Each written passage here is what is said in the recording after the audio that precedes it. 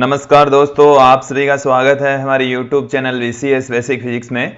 आज के इस वीडियो में हम कक्षा 11 का जो चैप्टर है कार्य ऊर्जा एवं शक्ति, उसमें कुछ एग्जाम्पल्स यहाँ पर देखने वाले हैं। 7 एग्जाम्पल हमने देख लिए थे, अब हम 8वें एग्जाम्पल से यहाँ पर देखने वाले हैं। दोस्तों 8वां जो एग्जाम्पल है उसको एक बार सुन लेंगे। है क्या कि कार दुर्घटना को दिखाने के लिए मोटर कार निर्माता विभिन्न स्प्रिंग नियतांकों के स्प्रिंगों का फ्रेम चढ़ाकर चलती हुई कारों के संगठ का अध्ययन करते हैं। मान लीजिए किसी प्रतीकात्मक अनुरूपण में कोई 1000 द्रव्यमान की कार एक चिकनी सड़क पर 18 किलोमीटर प्रति घंटे की चाल से चलते हुए क्षैतिज फ्रेम पर चढ़ाए गए स्प्रिंग से संघट करती है, जिसका स्प्रिंग नियतांक 6.25 × 10³ न्यूटन प्रति मीटर है। स्प्रिंग का अधिकतम संपीड़न क्या होगा?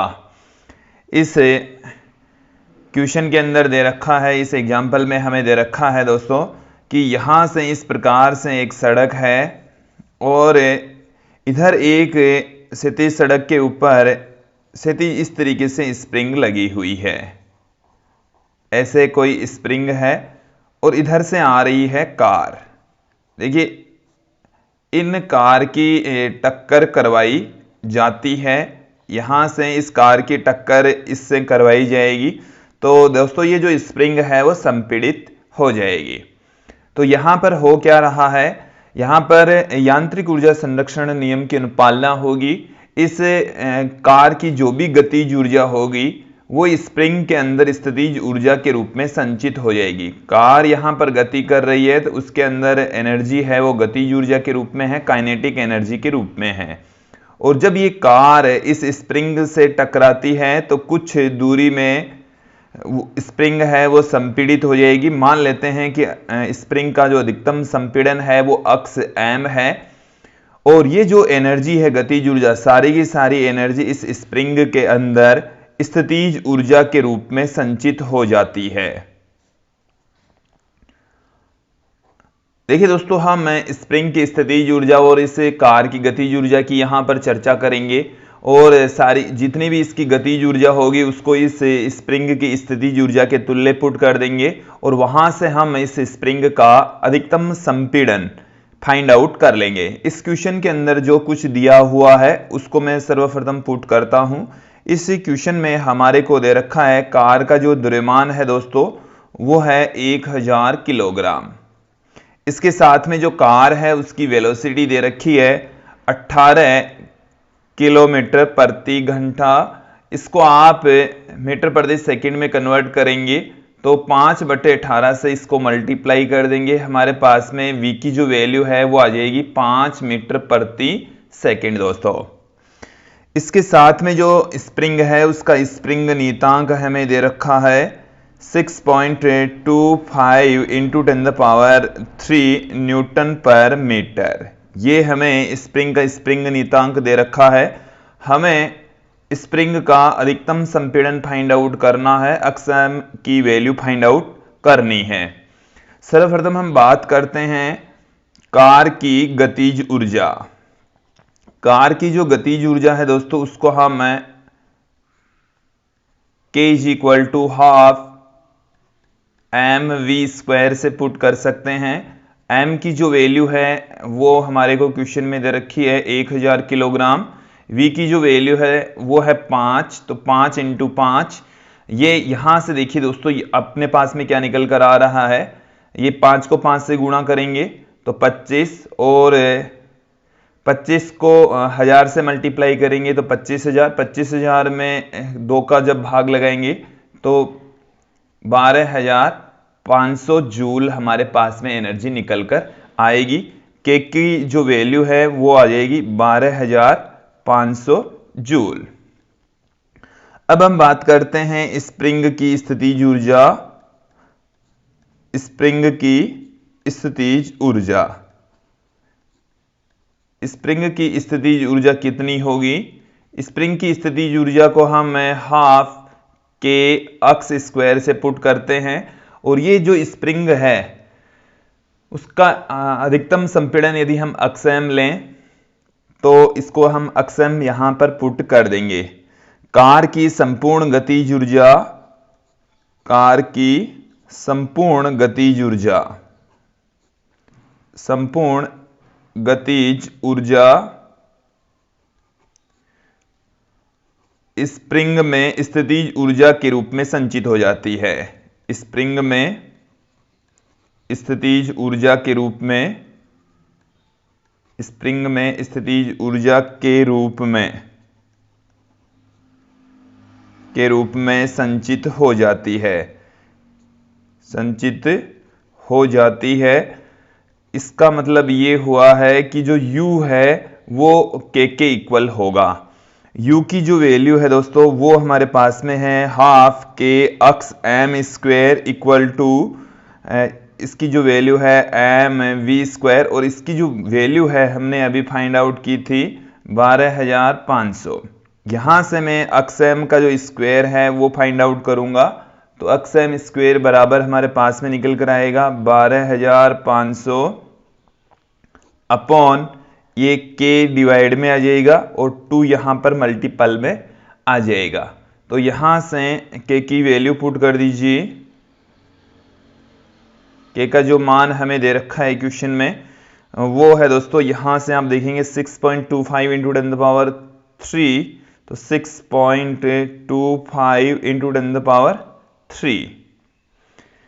तो यहां से आप देखेंगे कि हमारे पास में 10 की घात 3 से 10 की घात 3 से इसको डिवाइड हम जब करते हैं तो हमारे पास में 12.5 आ जाएगा। 12.5 को 2 से मल्टीप्लाई करेंगे 25 आ जाएगा।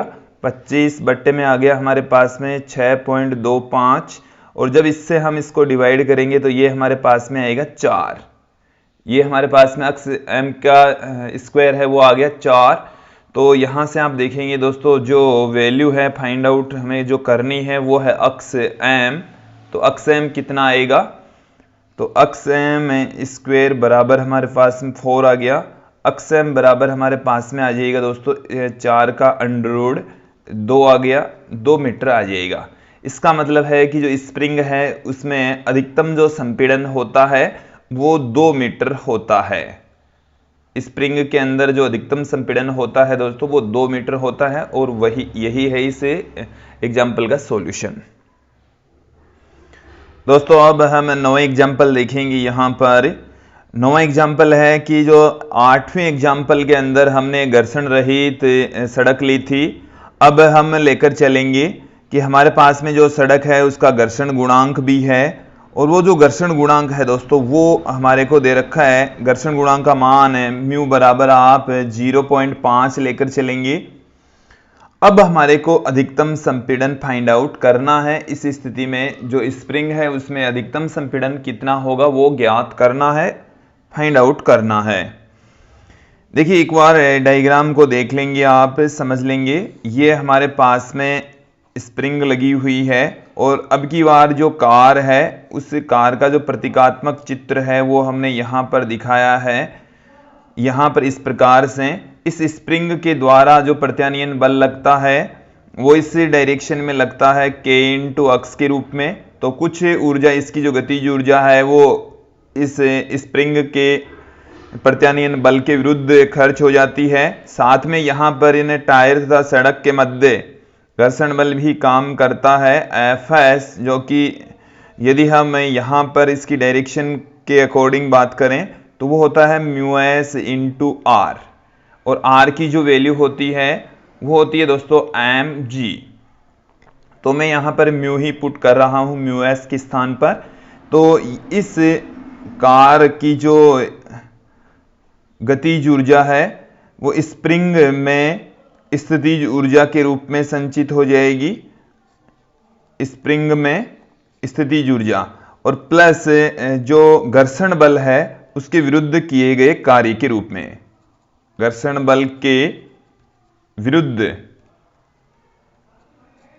किया गया कार्य, विरुद्ध किया गया कार्य, इन दोनों के रूप में ऊर्जा संचित हो जाएगी। जो हमारे पास में कार की गतिज ऊर्जा थी वो सारी की सारी एनर्जी किस रूप में कन्वर्ट हो रही है वो देख लेंगे, समझ लेंगे। स्प्रिंग की स्थितिज ऊर्जा और घर्षण बल के विरुद्ध किए गए कार्य के रूप में संचित हो जाती है। गतिज ऊर्जा है उसको हम हाफ एम वी स्क्वायर से पुट कर देते हैं स्प्रिंग की स्थिति ऊर्जा को, हाफ के अक्स एम स्क्वायर पुट कर देते हैं घर्षण बल के विरुद्ध किया गया कार्य। कार्य होता है दोस्तों बल गुणा में यहाँ पर विस्थापन, विस्थापन को हम अक्स एम से पुट करें तो एफ इंटू अक्स एम, और एफ की जो वैल्यू है दोस्तों वो हमारे पास में है म्यू एम जी, और विस्थापन है अक्स एम। यहां से हमें फाइंड आउट करनी है अक्स एम की वैल्यू, एम की दे रखी है, वी की वैल्यू हमें दे रखी है, एम बराबर हमें दे रखा है दोस्तों 1000 किलोग्राम, वी की जो वैल्यू हमने बात की थी 5 मीटर प्रति सेकंड, म्यू का मान भी हमें दे रखा है, जी हम यहां पर 10 लेकर चलेंगे, जो म्यू है उसकी वैल्यू 0.5 दे रखी है। अब हमें यहां से अक्स एम की वैल्यू फाइंड आउट करनी है, तो अक्स एम की वैल्यू फाइंड आउट करने के लिए इस इक्वेशन को मैं इस प्रकार से पुट कर रहा हूं कि अक्स एम स्क्वेयर, मैं इस इक्वेशन को 2 से मल्टीप्लाई कर देता हूं, तो प्लस में हमारे पास में आ गया 2 mu m g x m minus M v square equal to 0। ये हमारे पास में एक द्विघात समीकरण आ चुकी है, और इस द्विघात समीकरण का हमें सॉल्यूशन फाइंड आउट करना है दोस्तों। तो यहां से जो द्विघात समीकरण है इसका सॉल्यूशन, यदि हमारे पास में कोई द्विघात समीकरण ए अक्स स्क्वायर प्लस बी अक्स प्लस सी के रूप में होती है, तो उसका जो सॉल्यूशन होता है अक्स बराबर माइनस में बी प्लस माइनस अंडर में b square minus 4ac upon 2a होता है दोस्तों। ये हमारे पास में सॉल्यूशन होता है। अब यहां पर हम पुट कर देंगे, तो यहां पर देखिए दोस्तों a के स्थान पर है k और b के स्थान पर है 2 म्यू एम जी, और c के स्थान पर m into minus M we square ही है दोस्तों। तो देखिए क्या निकल कर आ रहा है, अक्स एम बराबर माइनस बी, तो माइनस में बी की वैल्यू ये वाली है पूरी की पूरी, तो माइनस में 2 म्यू एम जी, फिर प्लस माइनस अंडर में हमारे पास में वैल्यू बी स्क्वायर, तो यहां पर इसका स्क्वायर हो जाएगा, मैं यहां पर स्क्वायर करके ही पुट कर रहा हूं, तो म्यू स्क्वायर यहां पर ये 2b निकलेगा दोस्तों, इसको मैं बाहर ले लूंगा, तो यहां से बी स्क्वायर एम स्क्वायर जी स्क्वायर, चलो मैं एक बार इसे 4 को भी यहीं पर पुट कर देता हूं, ये बी स्क्वायर हो गया दोस्तों, माइनस में 4ac, 4a की वैल्यू यहां पर k और c की वैल्यू है m इंटू वी स्क्वायर, ये हमारे पास में अंडर में वैल्यू निकल कर आई है अपॉन 2a, तो 2 और a की वैल्यू है k के इक्वल। अब इस का हम सॉल्यूशन निकाल लेंगे तो हमारे पास में अक्स एम की वैल्यू फाइंड आउट हो जाएगी। देखिए यहां पर हम धनात्मक साइन ही लेकर चलेंगे, क्योंकि जो विस्थापन है वो ऋणात्मक नहीं होगा। यहां पर जो नेगेटिव वाली राशि है वो हमारे पास में पॉजिटिव ही लेकर हम चलेंगे, तो पॉजिटिव लेकर चलेंगे तो धन चिन्ह हम यहां पर लेकर चलने वाले हैं दोस्तों। अब एक चीज और देख लेंगे, यहां पर जो c है उसकी वैल्यू माइनस में है, तो ये यहां पर प्लस में होगा। अब देखिए यहां से मैं इस पूरी इक्वेशन को 2 से डिवाइड कर रहा हूं, तो माइनस में mu m g plus under में इस 4 और 4 को कॉमन लेकर अंडर से बाहर निकालेंगे तो वो 2 बाहर निकलेगा, इधर भी ये 2 है, उससे नीचे वाले 2 से कैंसिल हो जाएगा, तो इस अंडर में से हम 4 कॉमन लेंगे, फिर उसका अंडर करेंगे 2 बाहर निकलेगा, ऊपर भी 2 और 2 है दोनों पदों में, नीचे इस 2 से इसको हम डिवाइड कर देंगे, तो हमारे पास में अंडर में अब सिर्फ रह गया है mu square m square j square plus k m we square upon k. अब इन सब की वैल्यू यहां पर हम पुट करके इसका फाइनल जो सॉल्यूशन है वो फाइंड आउट करते हैं। अक्स एम बराबर म्यू का जो मान है दोस्तों वो हमारे को दे रखा है 0.5, m की वैल्यू हमें 1000 दे रखी है, g हम 10 लेकर चलेंगे। अंडरवुड में देखिए दोस्तों, अंडरवुड में म्यू का स्क्वायर का मतलब हो गया 0.5 इंटू 0.5, तो 0.25 कर देता हूं मैं। 1000 गुणा 1000 मतलब हो गया 10 की घात 6, जी का स्क्वायर हो गया तो 10 की घात 2, फिर प्लस में के की जो हमें वैल्यू दे रखी है 6.25 इंटू 10⁻3, m की वैल्यू 1000 तो 10 की घात फिर से 3 और 5 का स्क्वायर कर देंगे तो दोस्तों वो यहां पर आ जाएगा 25 मैंने लिख दिया है, जो कि वीडियो में थोड़ा शो नहीं हो रहा है दोस्तों। आगे की लाइन में मैं यहाँ पर इसको पुट कर देता हूँ। यहाँ पर 25 और इसके आगे मल्टीपल में है, मैं यहाँ पर इसको दिखा देता हूँ। इंटू में 25 इस मल्टीपल के आगे है दोस्तों, तो 6.25 इंटू 10⁻3। अब इसकी यहाँ पर हम कैलकुलेशन करते हैं और इसकी कैलकुलेशन से हमें क्या प्राप्त हो रहा है वो आप देखेंगे।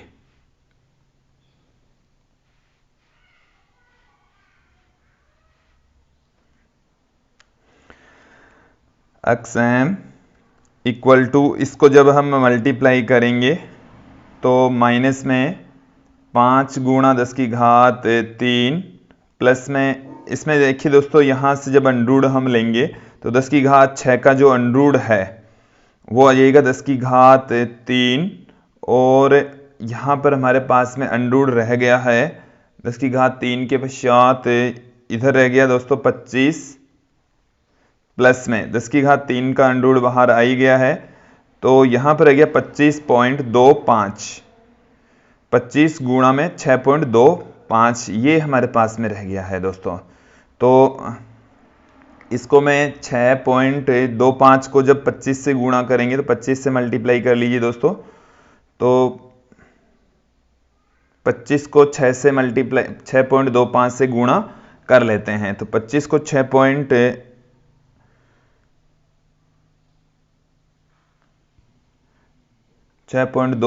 गुणा 25 अपॉन में 6.25 इंटू 10⁻3।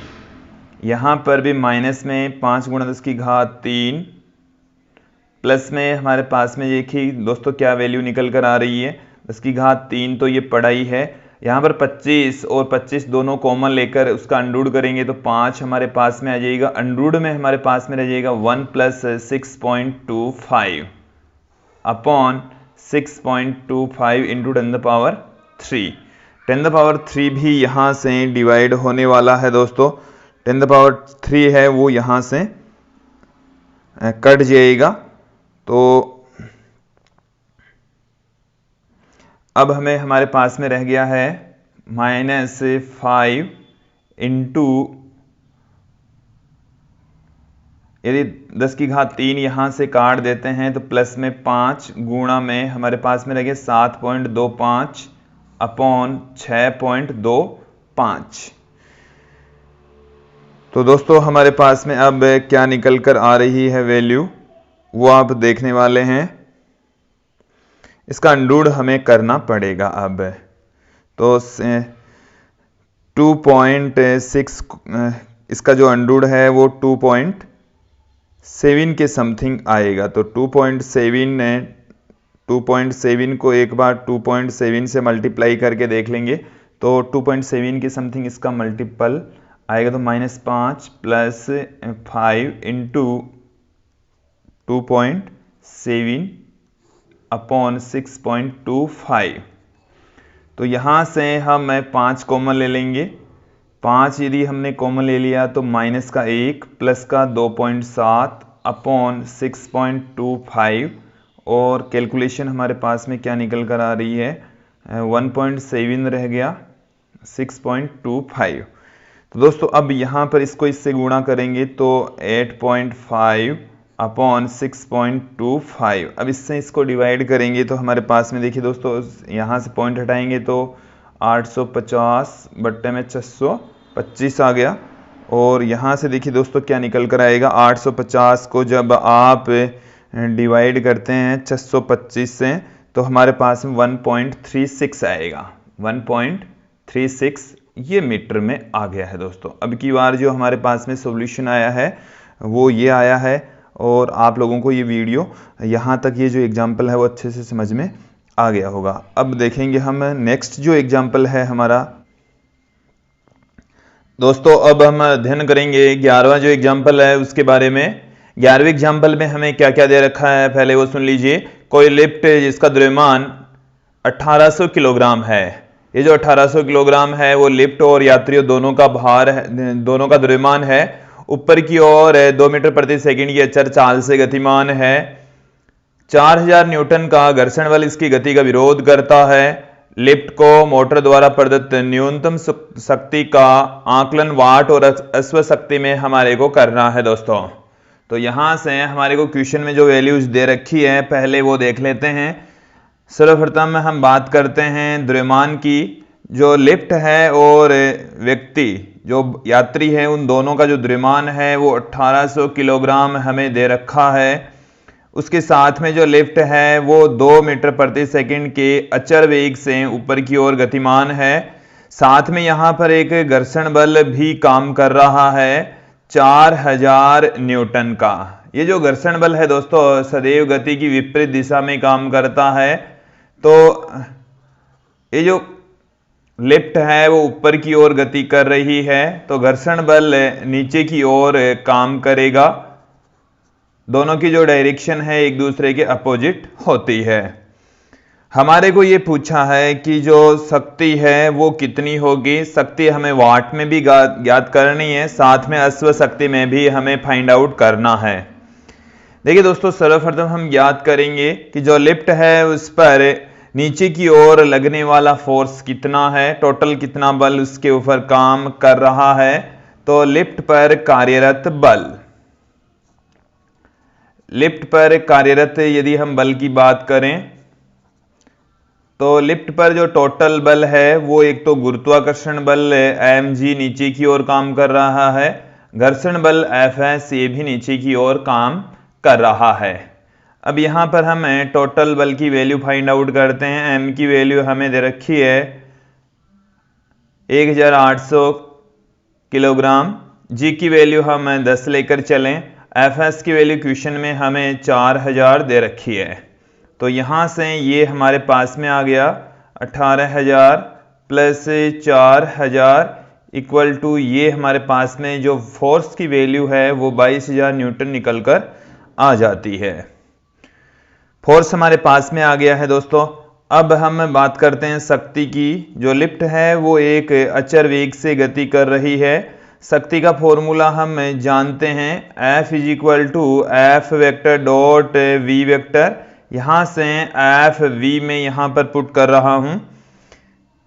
जो वैल्यू है F की वो है दोस्तों 22000 न्यूटन और जो V है वो दे रखा है 2। तो हमारे पास में जो P है उसकी वैल्यू निकल कर आ रही है 44000 वाट।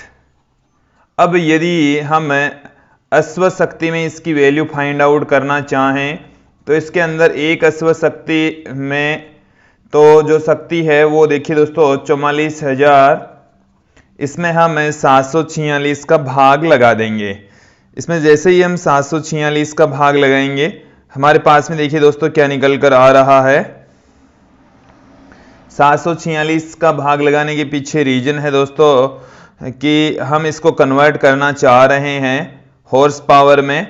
तो 746 का भाग लगाते ही ये हमारे पास में वैल्यू आ जाएगी दोस्तों 59 और ये हमारे पास में HP में इसको लिखा जाएगा, हॉर्स पावर में इसको पुट किया जाएगा। ये था 11वां एग्जाम्पल। अब नेक्स्ट एग्जाम्पल हम देखेंगे दोस्तों। जो नेक्स्ट एग्जाम्पल है वो है हमारे पास में 12वां एग्जाम्पल। एक बार सुन लीजिए क्या है इसमें कि गतिशील न्यूट्रॉनों का मंदन।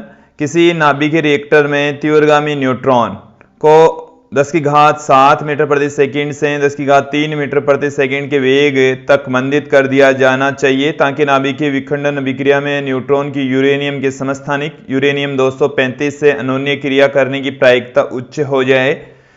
सिद्ध कीजिए कि न्यूट्रॉन एक हल्के नाभिक जैसे ड्यूटेरियम या कार्बन जिसका द्रव्यमान न्यूट्रॉन के द्रव्यमान का मात्र कुछ गुना है से प्रत्यास्थ संघट करने में अपनी अधिकांश गतिज ऊर्जा की क्षति कर देता है।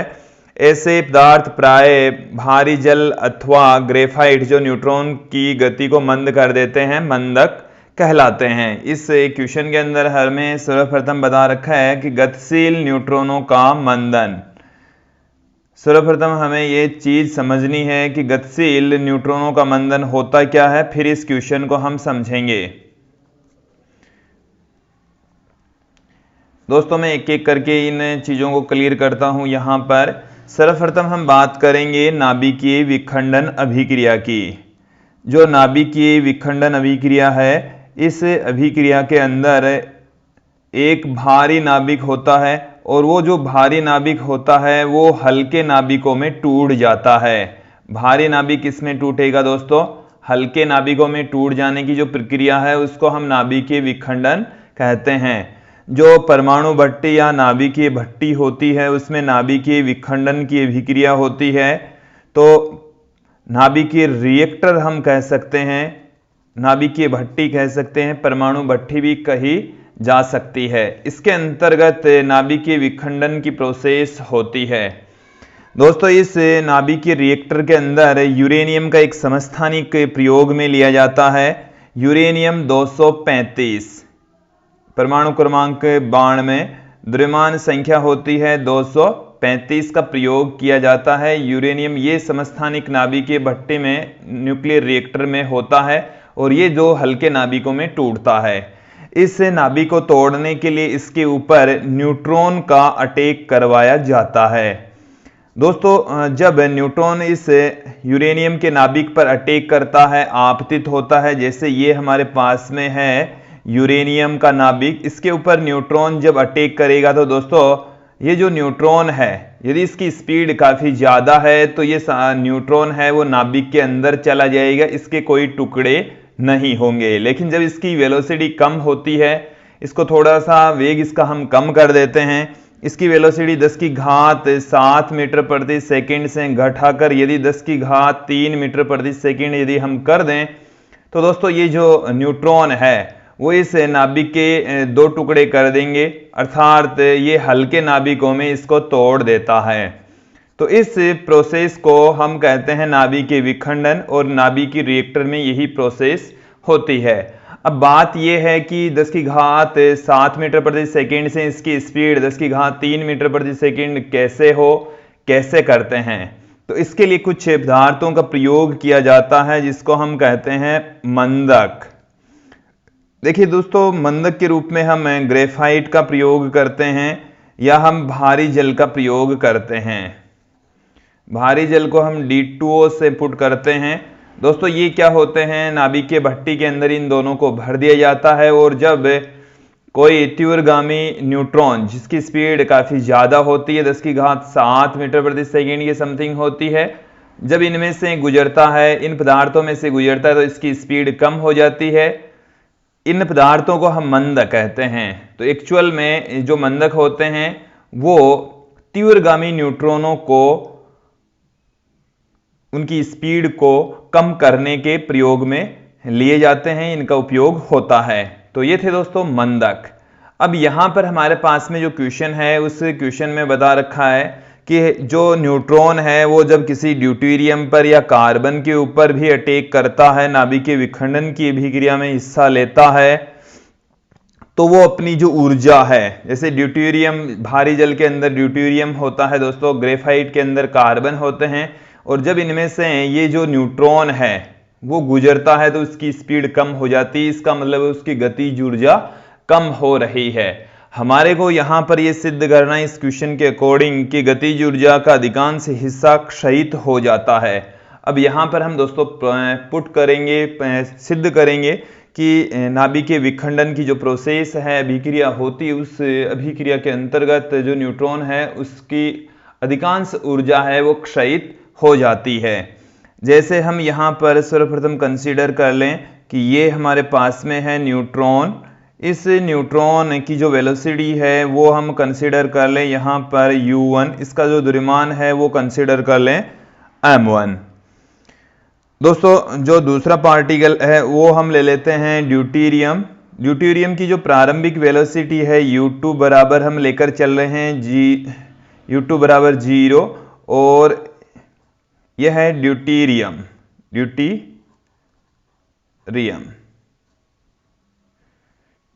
ड्यूटेरियम और इसका द्रव्यमान हमने m2 लिया है। जब इन दोनों के बीच में टक्कर होती है दोस्तों, तो हम ये कंसीडर कर लें कि टक्कर के पश्चात जो न्यूट्रॉन है उसकी वेलोसिटी हो जाती है v1, द्रव्यमान उतना ही रहता है, और ड्यूटेरियम की जो वेलोसिटी है वो हो जाती है v2, द्रव्यमान हमारे पास में है m2। तो ये है टक्कर के पश्चात, टक्कर के बाद की बातें हैं दोस्तों। ऐसा ही हमने पहले एक डेरिवेशन देखा था। उस डेरिवेशन में जो दो कणों के प्रत्यास्थ टक्कर के अंदर हमने अध्ययन किया था, तो यहां पर भी आप लोग देख सकते हैं, समझ सकते हैं। क्या है दोस्तों, यहां पर आप देखेंगे कि टक्कर से पूर्व की जो गतिज ऊर्जा है वो कितनी है। टक्कर से पूर्व की न्यूट्रॉन की गतिज ऊर्जा देखिए, न्यूट्रॉन की टक्कर से पूर्व गतिज ऊर्जा, टक्कर से पूर्व की गतिज ऊर्जा। टक्कर से पहले न्यूट्रॉन की जो गतिज ऊर्जा है उसको मैं k1 से पुट कर दूं, जो कि हाफ m1 u1 स्क्वायर के इक्वल होगी, 1/2 m1 u1 स्क्वायर। इसको मैं दे देता हूं इक्वेशन नंबर 1। टक्कर के बाद में जो पार्टिकल है न्यूट्रॉन, उसकी वेलोसिटी कितनी होगी वो अब यहां पर हम बात करते हैं। तो टक्कर के पश्चात जो पार्टिकल्स हैं उनकी वेलोसिटी का हमने एक फॉर्मूला पढ़ा था दोस्तों, m1 minus m2 upon m1 plus m2 into u1, फिर प्लस में आया था हमारे पास में 2 m2 u2 upon m1 plus m2। ये हमारे पास में फॉर्मूला आया था। यहां पर u2 की वैल्यू 0 है, तत्पश्चात ये जो पूरा का पूरा मान है वो 0 हो जाएगा। v1 इक्वल टू टक्कर के पश्चात जो न्यूट्रॉन है उसकी वेलोसिटी रह जाएगी m1 minus m2 upon m1 plus m2 into u1। एक बार मैं फिर से पुट कर देता हूं, m1 minus m2 upon m1 plus m2 into u1। ये आ गई हमारे पास में इक्वेशन नंबर 2। अब हमें ज्ञात करना है टक्कर के बाद की जो गतिज ऊर्जा है वो कितनी होगी। तो दोस्तों टक्कर के पश्चात जो गतिज ऊर्जा है वो कितनी होगी, तो टक्कर के बाद न्यूट्रॉन की गतिज ऊर्जा, न्यूट्रॉन की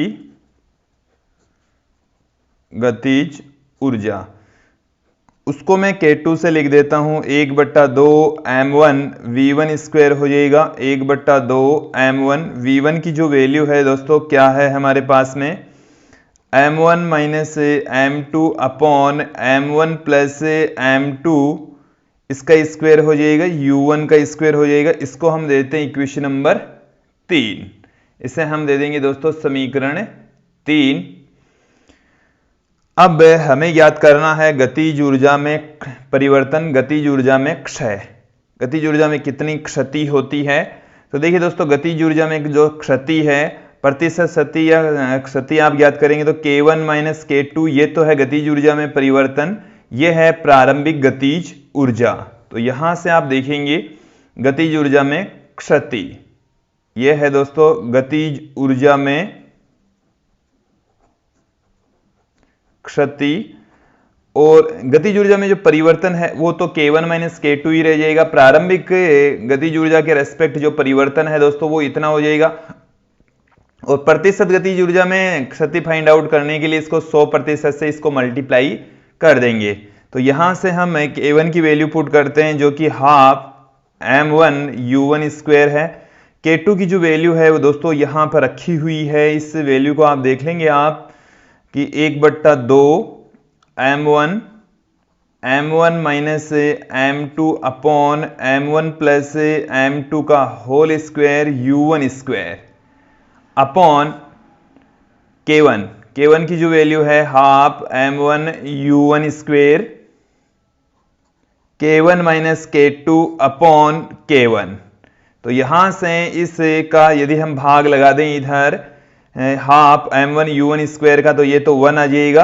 माइनस में इसका इसमें भाग लगाएंगे तो 1/2 से 1/2 कैंसिल हो गया, m1 से m1 कैंसिल हो गया, u1 स्क्वायर से u1 स्क्वायर भी कैंसिल हो गया। तो यहां पर रह गया हमारे पास में m1 minus m2 upon m1 plus m2 इसका whole square.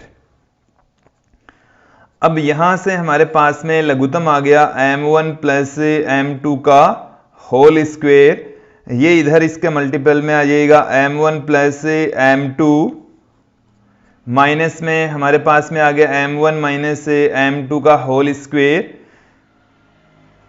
k1 minus k2 upon k1 equal to, यहां पर आप देखेंगे इसका होल स्क्वायर खोलेंगे तो m1 square plus m2 square plus 2m1 m2 minus में m1 स्क्वायर माइनस में m2 स्क्वायर प्लस में 2m1 m2 upon m1 plus m2 का होल स्क्वायर। जो कुछ कट पिट रहा है उसे काट पीट दीजिए, m1 स्क्वायर से m1 स्क्वायर कैंसिल हो जाएगा, m2 स्क्वायर से m2 स्क्वायर कैंसिल हो जाएगा, 2m1 m2 plus 2m1 m2 4m1 m2 हो जाएगा अपॉन m1 प्लस m2 का होल स्क्वायर आ जाएगा। ये हमारे पास में आ गई है दोस्तों गतिज ऊर्जा में, प्रारंभिक गतिज ऊर्जा में कितना परिवर्तन होता है। अब हमारे को इस इक्वेशन के अकॉर्डिंग दोस्तों यदि हम बात करें तो यहां पर जो m1 है, m1 न्यूट्रॉन है और m2 हमारे पास में है, जो दूसरा वाला द्रव्यमान है दोस्तों वो है हमारे पास में m2 जो कि ड्यूटेरियम है। तो ड्यूटेरियम का जो द्रव्यमान है वो न्यूट्रॉन के द्रव्यमान का दुगुना होता है, तो m1 के द्रव्यमान का दुगुना हो जाएगा m2। तो यहां पर यदि इन सब की वैल्यू यदि हम पुट कर दें तो हमारे पास में यदि इस प्रकार से इसकी m2 के स्थान पर 2m1 पुट कर दें तो कितना आ जाएगा। यहां तक ये फॉर्मूला तो आप लोगों को समझ में आ गया होगा। इस तरीके से हम गतिज ऊर्जा में क्षति प्राप्त कर सकते हैं, ज्ञात कर सकते हैं। उसके पश्चात ये हमारा क्वेश्चन प्रारंभ होता है। हम m2 के स्थान पर 2m1 यदि हम पुट कर दें तो गतिज ऊर्जा में जो परिवर्तन है वो कितना आएगा, गतिज ऊर्जा में क्षय है वो कितना आएगा। तो ये 4 यहां पर पढ़ाई है, m1 पढ़ाई है, m2 के स्थान पर हम 2m1 पुट कर देंगे, m1 प्लस 2m1 का स्क्वायर। तो दोस्तों यहां से आप देखेंगे 2 और 4 को हम मल्टीप्लाई कर लेंगे तो 8 हमारे पास में आ गया, m1 का स्क्वायर आ गया, m1 प्लस 2m1 3m1 आ गया, 3m1 का स्क्वायर करेंगे तो 9m1 का स्क्वायर आ गया। तो ये आ गया हमारे पास में 8/9। तो 9 जो भाग होते हैं उसमें से 8 भाग ऊर्जा उसका है वो गतिज ऊर्जा में परिवर्तित हो, मतलब क्षयित हो जाता है। तो यहां पर दोस्तों जो गतिज ऊर्जा में प्रतिशत डेल्टा k अपॉन में k गुणा में 100% की यदि मैं बात करूं तो दोस्तों यहां पर मैं इस स्थान के ऊपर बता रहा हूं आप लोगों को, तो वो आ जाएगा 8/9 गुणा में 100%। ये हमारे पास में प्रतिशत में ऊर्जा क्षय आ जाएगा। तो दोस्तों इस तरीके से हम बता सकते हैं कि जो 9 भागों में से 8 जो भाग होते हैं वो 8 भाग ऊर्जा के रूप में गतिज ऊर्जा है उसकी क्षयित हो जाती है। तो ये था हमारा 12वां एग्जाम्पल। 13वां एग्जाम्पल देखिए, मान लीजिए कि चित्र 6.10 में चित्रित संघट बिलियर्ड की समान द्रव्यमान m1 बराबर m2 वाली 2 गेंदों के मध्य हुआ, जिसमें प्रथम गेंद क्यों कहलाती है, दूसरी गेंद को हम लक्ष्य कहते हैं। खिलाड़ी लक्ष्य गेंद को θ2 इक्वल टू 37 डिग्री के कोण पर कोने में लगी थैली में गिराना चाहता है। यहां मान लीजिए कि संघट प्रत्यास्थ है तथा घर्षण और घूर्णन गति महत्वपूर्ण नहीं है। कोण θ1 ज्ञात कीजिए। देखिए जो क्वेश्चन है उसको आप एक बार समझ लेंगे। हमारे पास में अगला जो एग्जाम्पल है वो है 13वां एग्जाम्पल। इस एग्जाम्पल के अंदर हमें क्या क्या दे रखा है वो देखिए। बिलियर्ड की गेंदें हैं जिनका द्रव्यमान हमें बराबर लेकर चलना है, दोनों का द्रव्यमान समान है, चाहे तो आप स्मॉल m के इक्वल उसे मान सकते हैं। इसके साथ में हमें यह भी बता रखा है कि जो टक्कर होती है वो प्रत्यास्थ टक्कर है। θ2 इक्वल टू 37 डिग्री दे रखा है और θ1 की वैल्यू हमें पूछी है। देखिए दोस्तों मैं एक बार एक डायग्राम की सहायता से आप लोगों को समझा दूं कि इस तरीके से एक बिलियर्ड की गेंद मौजूद है। और दूसरी वाली जो बिलियर्ड की गेंद है वो यहाँ से इससे आकर टकराती है। इसकी जो वेलोसिटी है वो u1 और इसकी जो वेलोसिटी है u2 बराबर 0। और टक्कर के पश्चात जो गेंदें हैं वो अपने मूल पथ से एक जो बॉल है वो इस तरीके से इधर है, हम कंसिडर कर लें v1 वेग से, इसका द्रव्यमान m ही है। दूसरी जो गेंद है वो v2 वेग से इस डायरेक्शन में गति करती है, इसका हम एंगल मान लें θ1, इसका एंगल हम मान लें θ2।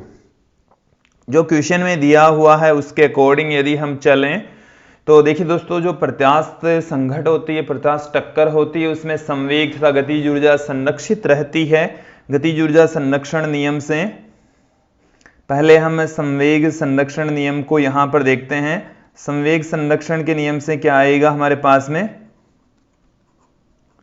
संवेग संरक्षण के नियम से देखिए दोस्तों, टक्कर से पहले का संवेग तो इस पार्टिकल की ही वेलोसिटी है। यदि हम सदिश के रूप में लिखें तो m u1 वेक्टर बराबर टक्कर के बाद की जो संवेग है दोस्तों कितना रह जाएगा, m v1 वेक्टर। देखिए यदि आप सदिश के रूप में लिखें तो ही ऐसे लिख सकते हैं, अन्यथा आप इनको घटकों के रूप में लिखें।